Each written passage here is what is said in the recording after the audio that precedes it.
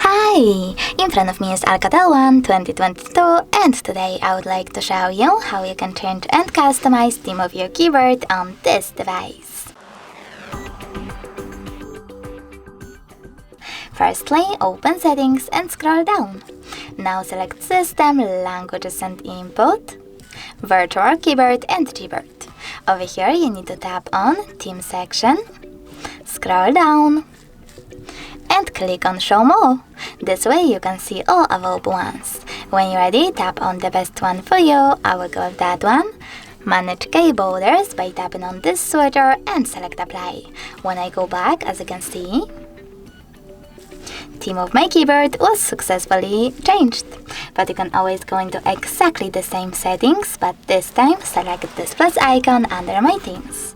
Now select the photo that you wish to apply as your keyboard's background by clicking on it.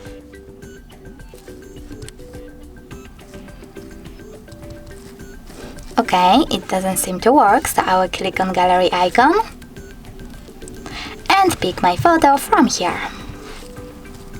Now you need to pinch it to scale and drag it to move. When you're ready, select Next and adjust brightness by swiping left or right.